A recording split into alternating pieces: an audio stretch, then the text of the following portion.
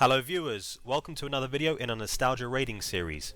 We've reached Tier 4 and we begin with Themyscira, the Gates of Tartarus. For this we've used Tier 3 vendor gear with Central City trinkets, rings, mask, weapon with no R&D modding, level 2 home turf mods and trinkets and 65 spent skill points. This is Anha and I am joined by Ivyboard, Farmer Bob, Flame Fury, Tesseract, Cobb, Diorana. As we progress through the video, there are 3 feats to be aware of that can be obtained through this raid. The first of which is they used to be adventurers. Ensure all 3 colossal archers reach the front lines. Olympian, complete the raid in 30 minutes or less. And Honour the Fallen Amazons in Themyscira. And we'll begin with the perspective of Anher in the damage roll. as is traditional, we're standing on top of that particular platform there to get caught by the cutscene. It's a very important part of running this raid. It's become a classic now. So in this particular section, as a damaged player, it's just about taking down enemies as fast as possible. You need to prioritise your attacks on the enemies which are attacking the Cyclopses. They need to be kept alive so they can take down the shield protecting the door. Yeah. You kind of have to go through different waves of the enemies. Yes, you fight the tiny ones, then you get which spawns the medium ones, which once you kill them spawns the big ones. Target selection is probably the most crucial point for a damaged player at this point. It's pretty the same standard thing throughout. You want to place your dots on these bounders, but then you want to focus your weapon attacks on the big guys. I mostly just throw it about everywhere, I'm going to be honest. Yeah, I've always just pointed in the general direction. This part when you are the healer. This part when you are the healer, you might want to try to get the heals out, which also heal NPCs. So you can help the Cyclops survive a little longer to crash down the force field. It's a very good idea. As you can see, L, he was our tank at the time, trying to put everything into him, so it's a really simple process for us to just take down everything that's there. So as you can see, the Brainiac Reaver there, the priority target, he's the one that does the big damage to the Cyclopses. You drop them, it triggers the Cyclops moving on to the next section, which is taking down the shield. Certainly not my favourite bit of the raid. It can be really frustrating to get through it as quickly as you'd like. A bit dull. Just feels artificially slow in a lot of ways. Noticed you dive into a group of enemies and control them, stasis them there, Tess. Is that something you do as habit, or do you find it an important thing to do to prevent damage? Or In this raid, it's not really so much about preventing the damage.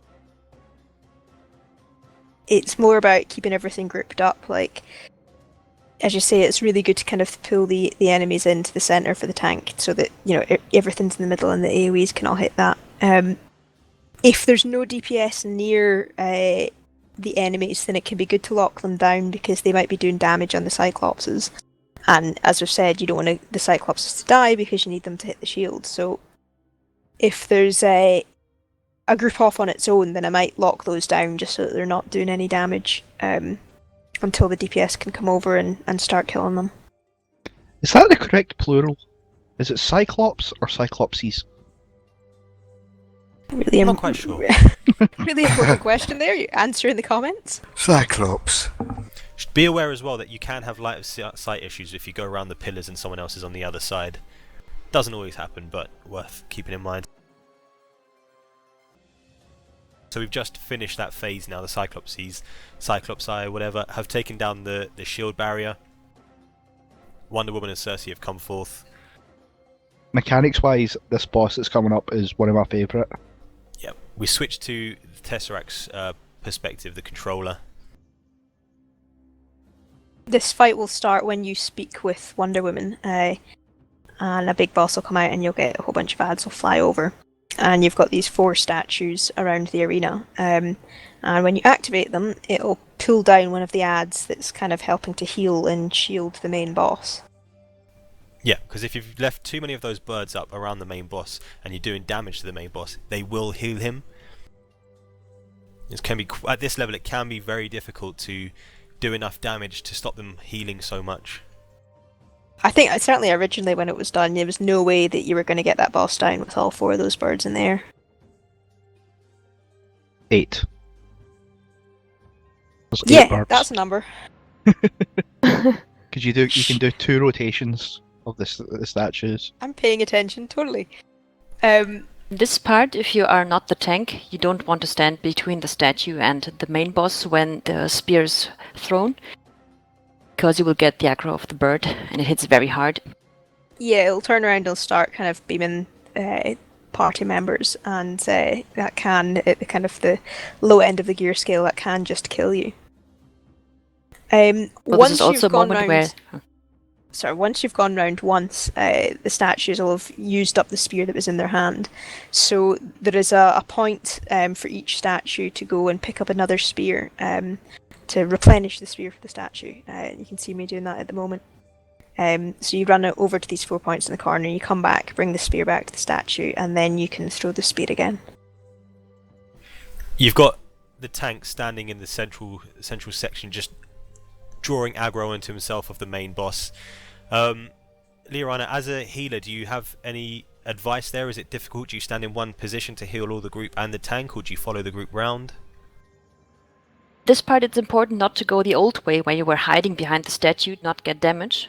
Because in one healer runs, you have to also heal the tank. So it's better to be in the inside area, so you heal the DPSs who might get aggro from the birds, and also keep the tank alive. That's basically it in this part. Once you get all of the birds down, you can then turn your attention to the boss. And he's not doing very much at this point. You've kind of hit the main kind of effect of that boss is that his health has been regenerated by the ads. So once you've got them all down, he's pretty easy. But you can lose statues. The statues do take damage from the ads. And if it takes too much damage, it'll die. If all 4 of them die, then you're not going to be able to... I think, does it one-shot you, or is it just... It's one shot, yeah. So you see me taking down the boss, you get your loot. These are the 3 colossal archers you need to keep alive all the way through this section.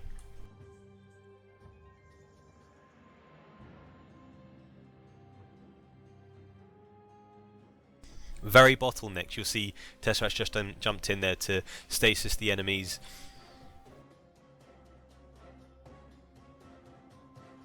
If you're an AoE DPS, this section's a lot of fun, it has to be said. You also want to get the statues alive. It might be useful to sometimes drop an NPC heal also on the statues. Inevitably, the ads will sneak past, so it's a good idea as the DPS or the controllers to make sure you kind of hang back by them to either stun them or pick up a couple of stragglers.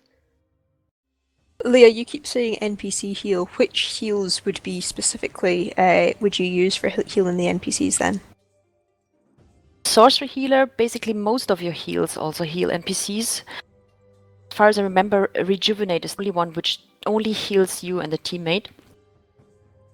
A good call is, of course, the Soul Protection. I think the Soul Well should also heal if you use it. I'm not using it at the moment. So your big AoE And the heal is Watcher for sorcery. also. Correct. I'm not sure if Invocation of Renewal for sorcery heals NPCs or not. I'm not sure about that either. Yeah, I take it this... don't really use that. There's similar moves for the other healer power sets. Yeah. Yeah. Yeah. But for electric, you use Galvanize, and for Nature is Savage Growth. Nature is Savage Growth or Cross Pollination. Cross Poll, yeah. I believe Ionic Drain also heal. Ionic Drain and Arc Lightning heal allies as well. That's for electric powers. For electricity. I'm not actually sure about the Celestial ones. It's been a while since I've played Celestial. So for this entire section, there's this boss at the end of the tunnel that if you kill him, it'll end the section.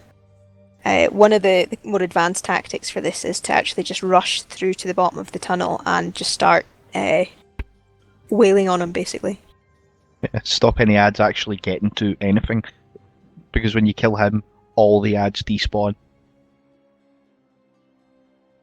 We've just switched to Liorana's perspective here, Sorcery Healer. So this is the section where the Colossal Archers come into play. You've brought them down through that section, kept them alive. They'll provide you support at this section. You activate the NPC over there, and it's a simple phase. The tank's standing there, you can see he'll pull stuff towards him, we have to kill them. Yeah. It's the big lion-headed guys try to get to the general and kill him, and we drop them one at a time. Spiders will also try. There's a set of spearmen statues at the back, which if you activate them, they'll hit the lion-headed guys and knock them down for a time period. Small spiders will also try. Sorry. There is an advanced tactic in this area where you let the general die immediately, and it will spawn every enemy in this area that spawns over time. They spawn all at once, and if you've got the right healers and the right DPS and the right tank, go to town. That can be a lot of fun, but I wouldn't suggest it in the gear that we were wearing at this point. It's one of those interesting points of the game where if you're really kind of not good enough to be doing the run, then the general will die because you couldn't save him, and you'll get this huge wave of ads and it'll probably kill you. But then once you progress far enough, once you get to be really good, you'll let them die because it becomes much faster to do it that way. And funner. Yeah. You've got to really watch with the boss when he comes out. He's got this nasty ball attack that he starts throwing around. He does a couple of smaller ones, but he does one kind of really slow moving one, but the graphics aren't really obvious, and it can just completely wipe everybody if they're standing in the wrong place. When he throws that... Sorry, go on. Just one addition. When he throws that very huge and small moving ball and you are hit of it, it's very difficult for the healer to heal through it when you're not overgeared. So you really want to get out of it. It used to be a raid wiper, that ball. It's really hard to see. You need some pretty good graphic settings to see it, unfortunately. Flame, as a damage player, you were Rage at the time, I believe. Is that correct? Of this making of this video, yeah. Do you find that you had to do range, or were you moving in for melee attacks? Because melee does provide the superior damage at this time. I was just playing range at the time. I would have done a lot more damage if I was going melee, but I didn't want to risk it with that tier gear. So we've got another corridor section here. This corridor is broken up into about 3 smaller sections. And you'll get a group of ads will spawn, and then you'll walk up to a gate, and the gate you need to DPS down, and then you move on to the next area and ads will spawn. And this kind of lets you take it at your own pace. If you're wanting to kind of push it and go faster, you can take the gates down before you're taking the last of the ad groups. Or you can take it really slowly, and you can make sure to kill everything as you go. With Weapon Mastery, which has been introduced in recent times, so it wasn't in existence at release here. You know, controllers, their job was to give power and so on and so forth. But Kobe, in this raid we're using Weapon Mastery, so power restoration wasn't a big deal. Did you find you had to do something else? Were you focusing more on doing damage, or what kind of thing were you doing? When you have someone like Tess on the group with the quantum power, you can easily just give power and spend time to DPS with Weapon Mastery. Not difficult with the T3 gear to manage with one controller doing the stun and the other just giving power all the time.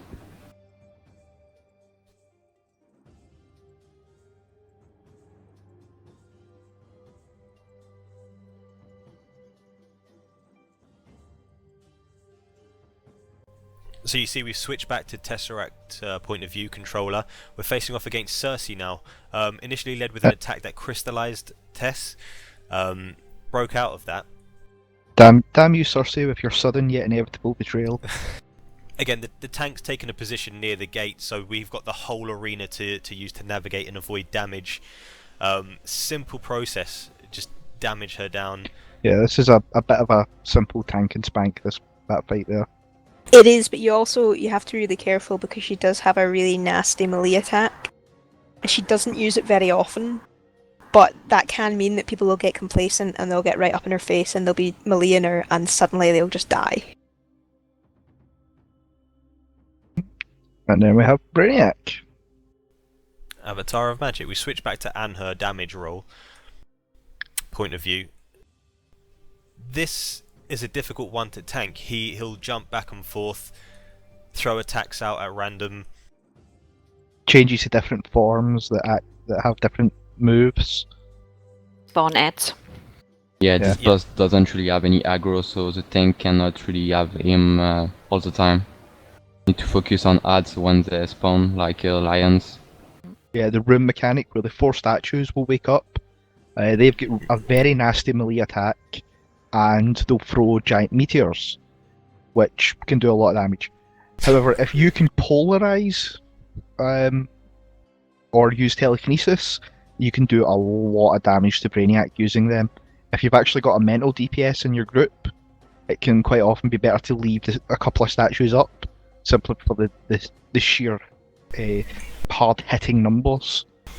Yeah, and as you say, we usually start with the statue closest to the gate if we are taking them down, and we move around in a clockwise direction to take them all down. A pretty common tactic used to be to just take down that one statue at the door and have everybody stand back there. That way, back when you only had a few DPS powers that people were using.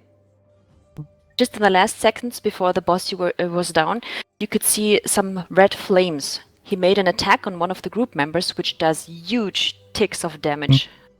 Can be tricky to heal through that. Brilliant. Well, that brings us to the conclusion of Tier 4 Themyscira, the Gates of Tartarus. I hope you found that useful.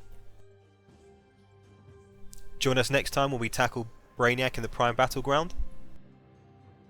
And as always, thank you for watching.